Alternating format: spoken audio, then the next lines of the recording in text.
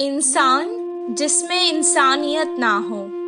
एक बार एक बहुत खूबसूरत जंगल हुआ करता था। उस जंगल का राजा एक शेर था। वो जंगल के हर जानवर को अपने बच्चों की तरह ही देखता था और इसी तरह सभी जानवर एक साथ मिलजुल कर रहते थे। एक दिन एक हाथी पेड़ से फल तोड़कर खा रही थी और अचानक उसे चक्कर आ गए और वो गिर गई। उसे गिरा हुआ देखकर जंगल के कुछ हाथी वहां आ गए और वो उससे उस जंगल के वैद्य के पास ले गए। बंदर वैद्य ने उसे कुछ देर देखा और कहा, इसे कुछ नहीं हुआ है, परेशानी की कोई बात नहीं है, ये माँ बनने वाली है। ये खुशखबरी सुनकर जंगल के सभी जानवर खुशी मनाने लगे। गधे ने हाथी से कहा, अरे वाह, अब बस आराम करना और मेरी तरह भारी चीजें मत उठाना। हिरन ने भी कहा, तुम मेरी तरह कूदा मत करो, आराम से चलो। मंत्री लोमनी ने कहा, मेरी तरह जो मिले वो मत खाना, अच्छा खाना खाओ। कौवे ने कहा, तुम्हें अगर कुछ भी चाहिए तो मुझे आवाज दे देना।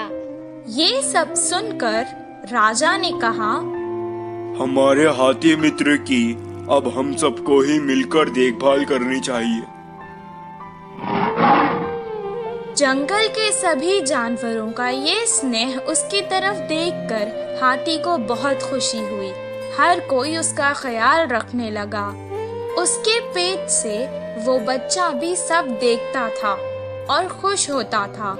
एक दिन उस मासूम को प्यास लग रही थी। माँ, मुझे बहुत प्यास लग रही है, पानी पी लो ना। वो जंगल के पास की नदी के पास गई और पानी पीने लगी। पानी पीकर वो खुश हो गई और कहने लगी, माँ, मुझे सारा जंगल दिखाओ ना, मैं देखना चाहता हूँ। तब वो धीरे धीरे चलते हुए उसे सब कुछ दिखाने लगी।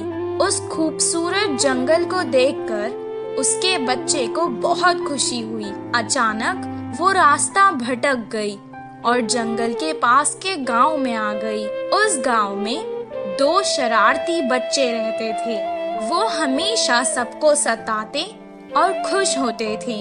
गांव के मुखिया की कई डांट पड़ने के बाद भी वो ना बदले, बल्कि उनकी शरारत दिन ब दिन और बढ़ती चली गई।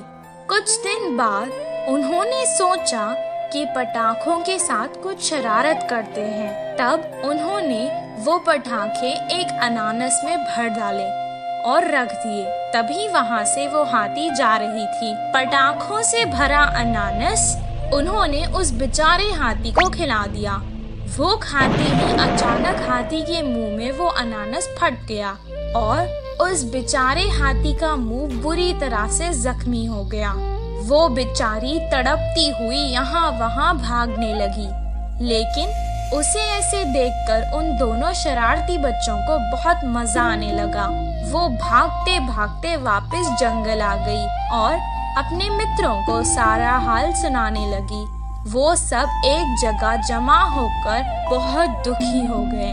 उसे सुनकर बंदर ने कहा, ये बहुत गंभीर समस्या है, इसका इलाज मेरे पास नहीं है। कुछ देर बाद हाथी का बच्चा माँ से कहने लगा, माँ, काफी देर हो चुकी है, मुझे भूख लग रही है, कुछ खाने को दो ना। बेचारी मुंह जख्मी होने के कारण ना खुद कुछ खा पा रही थी और ना अपने भूखे बच्चे को कुछ खिला पा रही थी। वो वापस नदी में गई और पानी से ही अपने बच्चे की भूख मिटाना चाहती थी।